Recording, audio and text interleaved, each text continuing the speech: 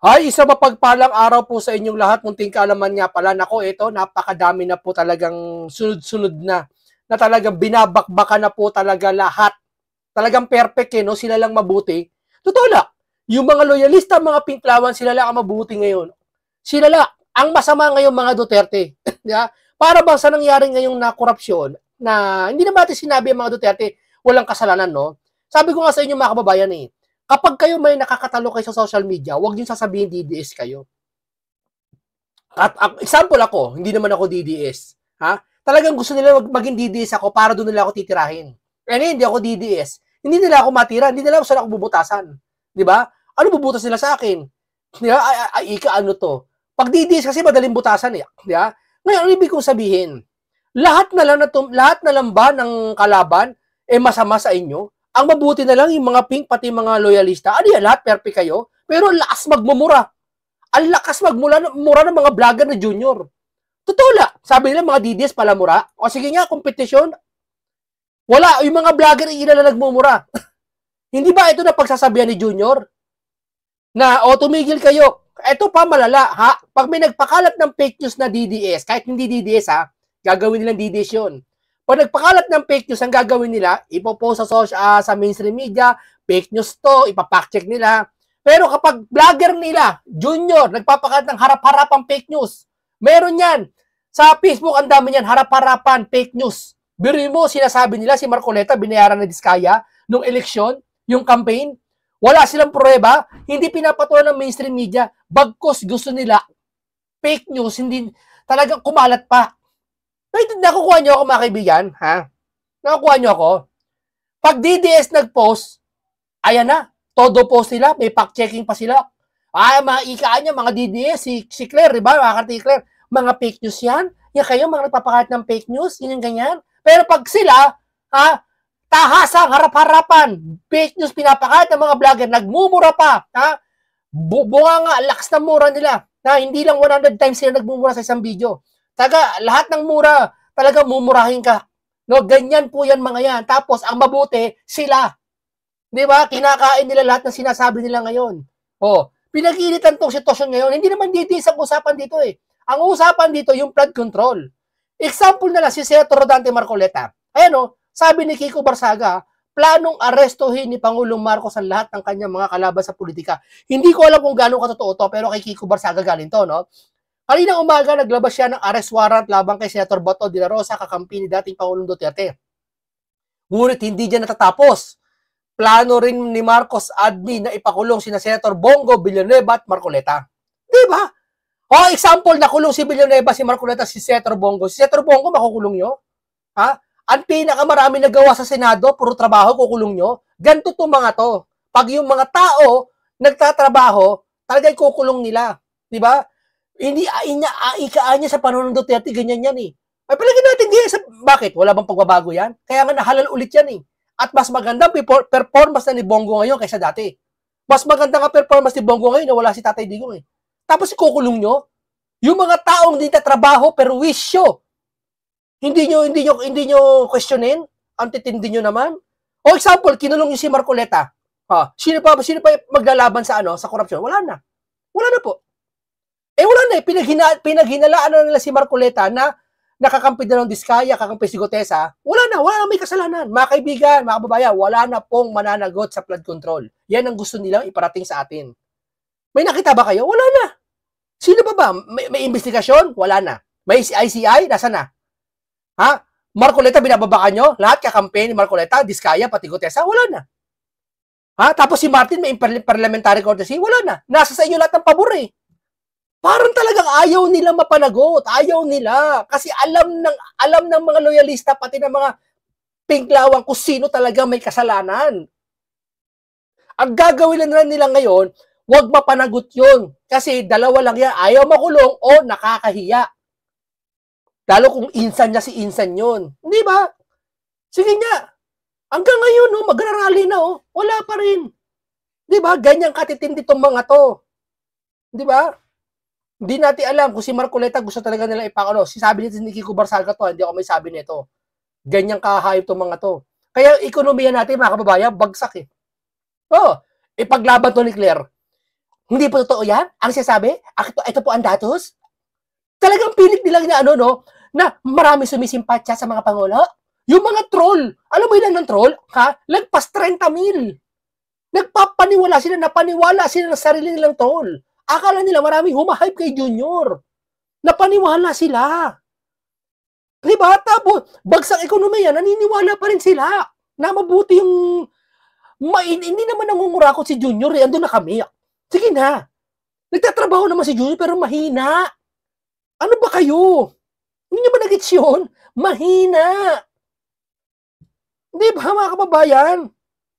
O ito, panoorin po natin tong babaeng ito. Napakagaling ng babaeng ito, mga kaibigan. Galing. Umanga ako sa kanya. Ito dapat, tamo hindi naman sikat to, pero ngayon sisikat na siya kasi nagsalita siya. Tungkol sa ekonomiya sa FDI, yung pagbagsak ng ekonomiya sa atin. Tsak, mapapaya si Junior dito. Sabihin ni Claire tong fake news to. Sige nga, pag nagsasalita to laban sa administrasyon, fake news Ay, fake news yan, fake news yan, fake news yan. Pero yung mga vlogger nila, wala silang pakialam, no comment sila. Pag tinanong, ay, wala kami alam dyan. Pero pinatatanggol sila. Di ba? Titindi ng mga to. Di ba? O ngayon, panoorin natin itong babae. Ito, tingnan nyo Talagang magaling to na talagang yung in-explain niya rito kung ba't bumagsak yung ekonomiya dahil sa agawa ng dating administrasyon ba o administrasyon ngayon? O ito, painggan nyo Direct. Hello guys. Nakita niyo yung bagong release na news ngayon sa GMA na bumagsak by 40 point, as yung FDI. Ulit. Ngayon sa GMA na bumagsak by 40.5% yung inflows ng Philippine FDI. Ang FDI, guys, is Foreign Direct Investment. Guys, nakaka-bother to. Sana aware kayo. Hindi aware yung mga yan. Aware yan mga yan. Alam nila yan, ma'am, pero hindi ina-aware ang mga Pilipino. Alam bakit? Kahihiyan sa kanila pag in-aware nila Pilipino na pagbabagsak ang ekonomiya kasi pinagmamalaki nila administrasyon nila perfect. Eto nga lang flood control Uy, isang ahensya lang to DPWH lang to, isang ahensya lang to. Nagkakaganito na. What if wala pa yung ibang ahensya na iniimbestigahan? Dapat imbestigahan lahat magmula sa DOH lahat, PhilHealth. Imbestigahan lahat magmula sa LGU. Take note isang ahensya lang to. Nagkakaganito na sila. Di ba nagtataki para si Boy Tago sa si Boy School Bukol. Hindi nila hina-aware yung tao na ang ekonomiya bagsak ng FDI na tinatawag. Di ba? Bakit nila ina-aware yung tao? Kasi sila masisira Mawawalan tiwala sa kanilang taong bayan. Wala naman talagang tiwala taong bayan sa kanila Di ba? Pinapaniwala sila ng mga troll nila. Yung mga fake account nila. Pinapaniwala na lang sila. O nagsasabi ito babae ito, FDI, maging aware tayo. Pero sila hindi tayo i-aware niyan kasi kahihiyan sa kanila yan pag in-aware tayo. Gusto nila, lagi silang angat. Ay, hindi totoo yan. Ang ekonomiya, maangat pa rin tayo, lumalago. Pero ito nagsasabi, itong babae ito, hindi to DDS Pag sa kanila, pag lumalaban sa pamahalaan, pag hindi naman lumalaban, pag nagsasalita na kontra o hindi naman kontra, ipagpalagay natin na medyo lumabag sa gusto nila, ilalagay nila sa DDS na kalagayan. DDS ka, kuwanwari ka pa, DDS ka. Hindi na kayang tirahin yung pink Bakit? Kasi asawa ng Pangulo, di ba si Marojas, pinsan, hindi nila matira kahihiyan At yung pink naman, di matira yung mga Pangulo. Bakit? Kasi nga, makikinabang siya sa 2028. Yeah? Kaya titirahin nila DDS. Wala silang choice, DDS ang titirahin nila. Kahit hindi ka DDS, gagawin ka nilang DDS. Explain ko sa inyo para aware kayo. Yung FDI is direct investment. Ito yung pera na nanggagaling sa ibang bansa. Pinapasok to sa atin para makapagtayo ng negosyo, ng factory, ng building, ng power plant, ng BPO site, or kahit yung mga joint projects with government. So kapag mataas yung FDI, ibig sabihin, tiwala yung ibang bansa sa ekonomiya natin.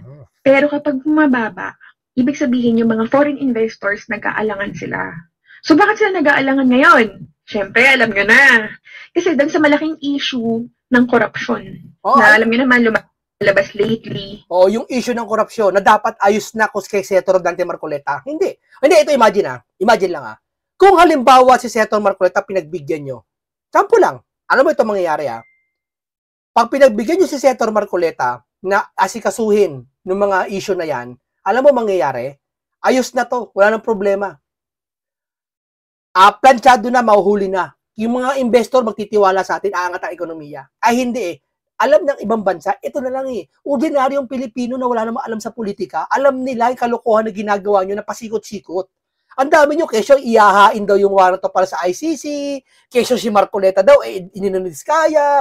Ang dami lang really, delaying tactics na inililito. Alam ng ibang bansa yan na dinidelay nyo yung kaso nung flood control. Alam niyan, kaya hindi sila nagtitiwala. Diba? Yung mga normal na tao lang, yung mga hindi nakapag-aral halos, alam na nangyayari. Tayo pa kaya? Ko naman. Tungkol sa gobyerno at sa mga project ng gobyerno. So, kaya tinawag itong karamihan yung flood control scandal. So, yung mga dating gusto mag-invest dito, nagbabantay muna sila. Naku, safe ba yung pera nila? Diba? Siyempre, mapapasit. Kung ikaw, kahit ikaw mismo, investor ka, siyempre yung pera mo ayaw mapunta sa kamay ng alam mo wala nang mapupuntahan, tatago lang, ibubulsa lang, diba? So, parang ang iniisip nila, ba't pa ako mag-i-invest dyan? Baka mapunta lang sa bulsa nila. O kaya madelay dahil doon sa... Saka malaking pera pinag-uusapan niya pag nag-invest, di ba? Bakit ako mag-invest? Sino ka? Di ba? Wala kang tiwala sa inyo, taong bayan ngayon eh. Di ba? Simpleng investigasyon niya, hindi niyo magawa eh. Kaya, yan ang isipin ko pag investor ako eh. Simpleng investigasyon niya, hindi niyo magawa eh. Kaya ng isang tao yan eh. Nagtutulong-tulong pa kayo, nagkukunwari pa kayo. Kuwari nalilito-lito pa kayo. Di ba? Ayaw niyo may matumbok eh. Dapat pag sinabing transparency, makinig ka, Boys Call Bukol sa Kaboy Tagwa, tuturuan kita kung paano maging transparency, Hindi kasi kayo marunong transparency, sigurado ko eh. Turuan ko kayo. Ang transparency ganito, ipalagay natin si Junior walang kasalanan, no? Palagay natin si Sara Duterte, may piatos-piatos pang mga, lustay-lustay na nalalaman. Palagay natin si Romualdez, ganun din. Napagbibintangan, no? Ika nga, napagbibintangan. Hindi naman totally talagang siya may kasalanan, no? Napagbibintangan pa lang. Si Saldi, ganun din. Gasino lang ipatawag lahat yun sabay-sabay? Transparency. Kung umihi ka ng transparency, dapat ikaw mismo ang sasalang. Ano ba ganito? Ako, lahat tayo mag-drug test. Tapos ikaw hindi. Ay, loko-loko ka. Diba? Pag sinabi mong lahat, dapat kasama ka. Ikaw nagpapatupad eh. Dapat kasama, pati yung kaibigan mo, pati yung pinsan ng mga nagpanalo sa'yo. Kasama dapat lahat. Si BBM, nagpirma ng budget ng Pilipinas, DBM, na simula. Sino ba nag-close ng pirma dyan? Sino nag-open ng pirma dyan? Lahat kasama. Si Martin kasama dyan. Bakit niyo ginagawa? Sige nga. Tanungin nyo lang. Yan ang transparency na tinatawag. Pag sinabing transparency, gagawa kayo ng isang panibagong rules na kung saan pwede naman mag-break the law. Hindi yung bend the law, sabi niya ni Rimulya. Hindi naman break the law. Yung binibendalo nyo, dito nyo ibendalo ngayon. Di ba? Ulo. Pero guys, hindi lang naman yun yung factor. Siyempre may mga ibang factors din bakit bumabagsak ang FDI. One of the factors din is siyempre mas mataas yung interest rate sa ibang bansa. So, siyempre mas attractive mag-invest doon. Another din is yung unstable policy. Siyempre, every time na nagkakaroon ng bagong presidente, nagkakaroon ng mga bagong rules every year. And also, siyempre, mas competitive din talaga yung mga neighboring countries. Yung mga kapitbahay natin na bansa katulad ng Vietnam, Indonesia. Kasi doon mas mabilis, mas mura na magtayo ng negosyo. Meron ako nakausap before man sa Thailand. Japanese, investor sila sa Thailand. Tapos yan nila taga sa Philippines, ganyan. Tapos sabi nga nila na parang ang hirap magnegosyo sa Pilipinas. Sobrang mahal, ang daming kailangan padulas. Ang daming kailangan daanan. Dito lang sa Pilipinas yan, napakaraming padulas, napakaraming echichiboreche. Di ba? Dapat yan pagkatanggalin eh. Wala kasing leader na matapang eh. Kaya nga Duterte namin nakakamiss eh, dahil ang tapang-tapang eh. Duterte. Lahat gagawin eh. Kahit makulong siya, kahit labag gagawin niya para mawala lang yung taong perwisyo sa bayan natin. Ito ngayon, may nakita ba kayong matigas-tigas na kamay sa batas? Wala! Di ba? Kahit patuloy yung mga hold-upper eh. Patuloy yung mga dugurista, di ba?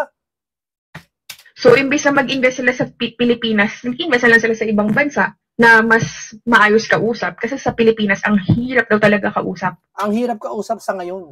Tingin ko Pero kay Pangulong Duterte dati, hindi ganyan. Mababanggit niya mamaya, tingnan mo. Tawan nga nang ang dami pang kailangan under the table. Sobrang nakakahiya, diba? So ngayon, ano ba yung mga ginagawa ng mga investors na yan? Sa Pilipinas natin, bukod sa syempre nakakatulong sila na makadagdag ng mga trabaho sa mga Pilipino. Nung previous administration, ni Duterte, share ko lang sa inyo kasi baka sabihin nyo, DDS ako. Ako ma'am, tsak yan. Pag umanga ka kay Duterte, sasabihin DDS ka. Ganyang kabobopols yan mga yan. Pag umanga, hanga ako kay Duterte, pero di ako DDS eh. Hanga ako sa katapangan niya eh. Ako, ang kinahangaan ko naman, ito para patas tayo Ang hinahangaan ko kay Marcos na ang hinahangaan ko, masyado siyang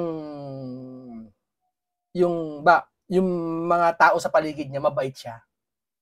Di totoo. Huwag ko magsasama loob sa inyo, Si Marcos, mabait sa paligid niya. Kahit sa mga vlogger na mga tumitira sa kanya, hindi niya pinapatulan, pati yung mga tao, mga nagkasala sa gobyerno, pinabibigyan. Hindi niya, Kaya nga hanggang ngayon mo, kabaitan niya, sinasamantala siya. Hindi namin kailangan mabait. Ang kailangan namin, yung kayang ipagtanggol kami sa kahirapan at nangyayari sa bansang Pilipinas. Di ba? Totoo yan. O, pinuri ko si BBM, O, pinupuri ko din si Duterte. Ang gusto ko naman kay Duterte, matapang siya, wala siyang inuurungan. Di ba? Talagang babakbakan niya kahit mga oligarch, lahat ng mga politikong babakbakan niya. Sana maging ganun din naman Junior ngayon. Kasi hindi niya magagawa yun. Duterte supporter ako. Ang i-share ko sa inyo is facts. Hindi siya DDS, Hindi siya DDS, paalala. From the last administration. O sige, hindi lang administration niya. Pag-usapan lang natin yung year 2016 to 2022. Sobrang daming mga FDI projects nun. Kasi during that time, medyo mas stable pa yung direction nung gobyerno. Kasama na natin dyan yung Build program. So yung mga infrastructure investments, as far as I remember, correct me if I'm wrong, maraming mga China-funded projects nun. Yes, kung mapapansin nyo, super close nung past administration sa China kasi ang dami naman talagang mga FDI projects ng China dito. Tulad nung parang Kaliwa Dam project. Meron pa Chico River Pump Irrigation Project. Aside from China, yung Japan is also active in investing here. Meron silang partnership with ADB Bank or Asian Development Bank na mga railways. Nirehabilitate nila yung MRT3 doon sa railway from north to south. Alam niya na. Hindi ko alam kung si ma'am sa itsura niya, si ma'am parang Gen Z. Hindi ko alam kung Gen Z siya o millennial na. Para tingin ko parang Gen Z . Ma'am, napakatalino niyo po ma'am. Believe kami sa inyo ma'am. Nagagawa niyo i-aware kami at sabihin yung katotohanan kaysa yung mga nakaupo ngayon na dapat sila ang gumagawa niyan. Bakit din nila ginagawa yan, ma'am? Kasi alam nilang pwedeng ikasira nila, ma'am. Buti ka pa, ma'am, nandiyan ka, ma'am. Salamat sa iyo, ma'am. Sana ipagpatuloy mo yan, ma'am, para may matutunan kami. Ngayon lang kami nakarinig ng ganito, ma'am. Ang alam namin, oo talaga, ang ekonomiya bagsak na.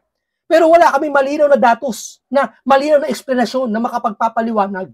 Ikaw lang, siya lang. Hindi ko alam kung abogado siya o Pero tingnan mo naman, nagpapaliwanag siya.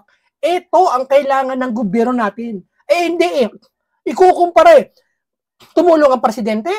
Bakit? Yung nakaraang administrasyon, ganoon din naman Magkasindami din naman Lagi nila kinukumpara yung nakaraang administrasyon sa ginagawa nila ngayon. Pag nabigo sila, isisisi nila administrasyon noon. Di ba? Kaya nila kinukumpara lagi. Di ba? Hindi katulad ng si ma'am. Nagsasalita siya about sa mga datos. Inihimay-himay niya sa atin, pinapaunawa. Etong mga to, nakaupo, yung iba hindi lahat pinapaunawa sa atin yung galit sa mga Duterte, kaya tayo nagkakaganito. Hindi. Di ba? Nabuhay kayo sa mga pagsisisi, sa mga nakaraan. Di ba? Kaya nangyayari, bumabagsak tayo, yung FDI na tiyatawag. Tama, mali. Di ba? Kaya nga itong gagawin rally ng INC, gigisingin lahat nito . Sana magising kayo. Huwag matigas ang puso nyo. Lumulat nyo ang puso nyo. Di ba? And then, sa Manof naman, an industrial zone, marami ring mga naging FDI projects dyan. Katulad nung expansion ng PEZA. May pumasok ng mga kumpanya from Korea, Japan, US. Tsaka mga electronics and semiconductors. Meron din mga nag-invest US, Japan, tsaka Korea. Another na sobrang nag-boom pa nun is BPO tsaka tech sector. Kasi dumami yung mga BPO offices nun. Dahil din syempre sa mga foreign companies. Tulad ng Accenture, IBM, Concentrix. Tsaka mga iba pa na nag-expand dito. Kaya marami talaga mga nagkatrabaho dahil sa mga BPO expansion na yun. Energy products, marami mga naging partnership din talaga with China and Japan. Mga renewable power, tsaka mga coal projects. So, noong 2021, kahit pandemic nun, guys, parang kumbaga umabot ng $10.5 billion ang FDI inflow dito sa Pilipinas. Grabe, sa panahon ni Duterte ito Kahit sa panahon ni Pinoy, maganda totoo lang. Yung panahon ni Pinoy, ito naabutan ko tumataas ang sahod ng mga LGU, ng mga local government. Kahit pa paano si Pinoy, marami na akit na mga mayayaman na investor. Hindi, ito bilib ako kay Pinoy. Kahit ganyan yan. Di ba? Hanggang makarating kay Duterte, ngayon, ewan ko lang, kayo na umusga. Pinagmamalaki nyo masyado. Yung pinaglalaban nyo, hindi na yung ginagawa ni Junior. Ang pinaglalaban nyo ngayon, galit kayo sa mga Duterte. Diyan umiikot ang mundo nyo. Etong babaeng ito na nakaharap sa atin ngayon, ang ipinaglalaban niya hindi mga partido o anong kulay. Ipinaglalaban niya yung kalagayan ng Pilipinas na siyang pinaglalaban ngayon ng INC at ng Marcoleta. Na kayo, habang kami nakikipaglaban ng Pilipinas, kayo namimintang sa mga Duterte. Di ba? Kaya nangyayari mga kababayan eh. Di ba? Hindi pa ba halata? Anong buwan na ngayon? Magdi-December na. Kalahati ng buwan ng 16, November. Magsi-16 na. Ano ba? Asan na? Nasaan na? Nasaan na investigasyon? Ba't wala? Ano, takip pa rin? Marcoleta pa rin? Gutesa, takip pa rin? Diskaya pa rin? Binabayaran si Marcoleta? Ganun pa rin nasa isip nyo? Naknanteting naman kayo. Para ba lumalabas lahat na may kasalanan ng flood control si Marcoleta? Yun ang gusto nila palitawin eh. Kasinungalingan. Sino ba ang ama ng kasinungalingan? Ang amang nyong na si Diablo. Walang ibang namumutawi sa kabibig niya kundi si Satanas. Actually, isa sa pinakamataas sa ASEAN during that time. Pero sadly, unfortunately, ngayon, pagtapos ng mga ilang taon, dahil dyan sa corruption scandals, economic slowdown, mga uncertainty sa policies, maraming mga foreign companies nag-pull out. Ayan na. O kaya nag-hold muna sila ng mga expansion plans. Oo, syempre. Magtitiwala ka ba naman sa nangyayari ngayon? Naglolokohan nga ng investigasyon? Dito lang. Akala siguro nila, ang nangyayari ngayon, sila nakakalam. No. Kahit yung mga bara sa kalsada, tanongin mo, may alam eh, kahit konti eh. Lalo pa kaya yung mga nakaabang sa atin sa iba-ibang bansa. Di ba, dito nga sa Pilipinas, di ba, nagbabalita tayo ng mga issue sa ibang bansa. Israel, yung gera, di ba, alam natin kung ano nangyayari.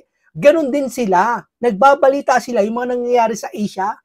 Eto, sa atin lalo Pilipinas, dahil mainit ang Pilipinas ngayon, dahil nasanay sila sa Duterte. Tapos nagkaganito tayo. So lagi, laman sila ng balita sa atin, laman tayo ng balita. Kaya nalalaman nila lahat ng mga pasikot-sikot natin dito. Yung ba, mga tanga pa rin? Tanongin mo kasi Madam Claire kung tanga pa rin lahat yon. Kung yun, DDS ba yung mga yon? Di ba? Yung ba humahanga kay Duterte sa ibang bansa, DDS pa rin yun? Nakakalungkot, ayaw mo na nilang mag-invest sa bansa natin. Kasi natatakot sila eh.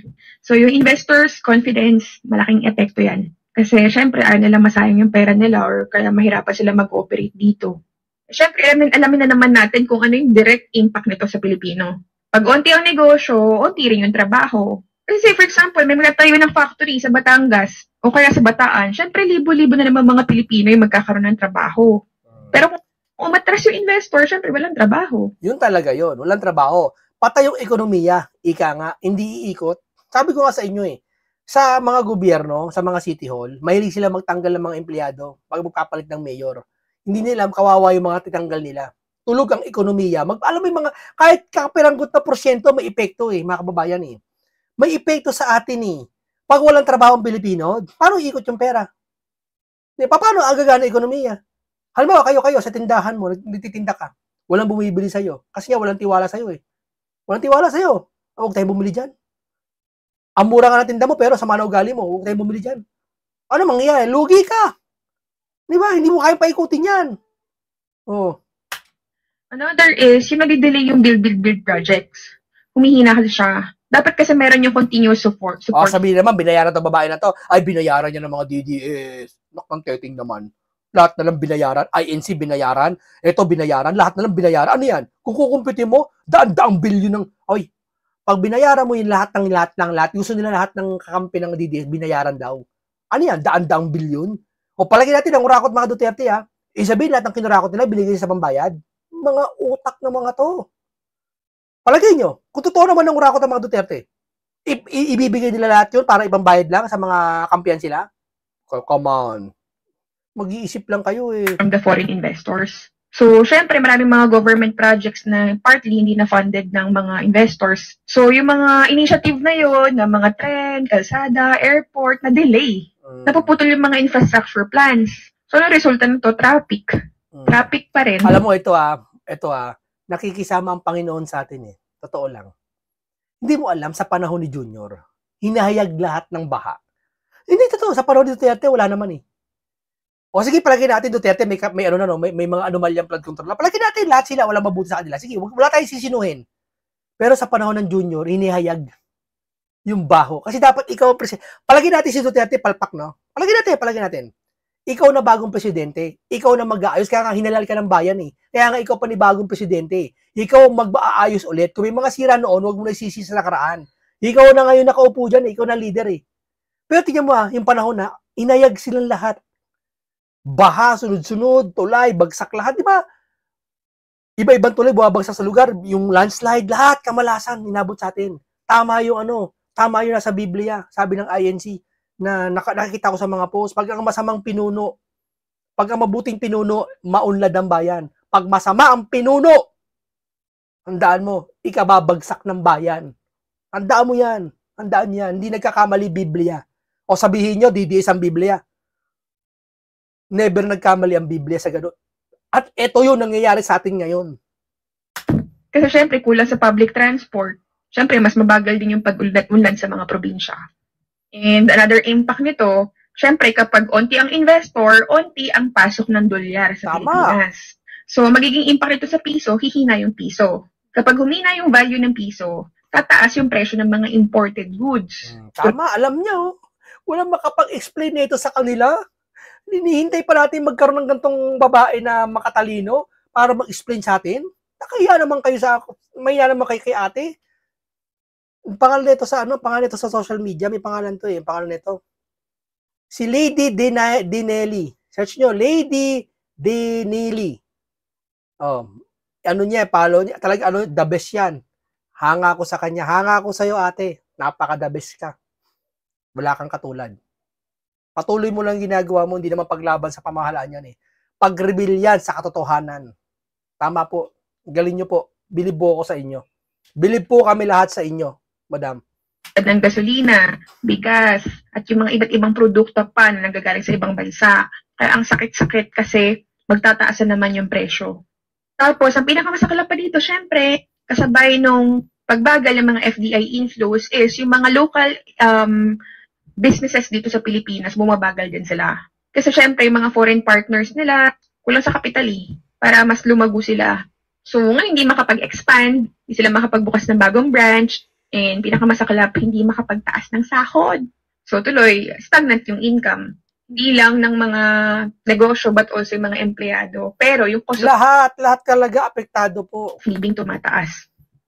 And another impact na nakikita ko rin dito is kapag nabawasan ng mga investors from foreign is nababawasan yung transfer ng knowledge. Kasi alam niyo naman, dito sa atin, na third world country, delayed tayo when it comes to progress ng 12 years. So kumbaga sa ibang bansa, sa mga Ay ako, hindi ako delay. Nagbabasa ako ng Biblia eh. Pag nagbabasa ka ng Biblia, alam mo mangyayari sa hinaharap. Hindi, totoo lang. Wala kang kapangyarihan ha. Ipinapakita sa'yo ng unawa ng Biblia yung anong mangyayari sa hinaharap. Kaya alam ko. Malalaman niya pag nagbasa kayo ng Biblia. Third country, sobrang advanced na ng mga technology nila doon. Dito, delayed ng 12 years.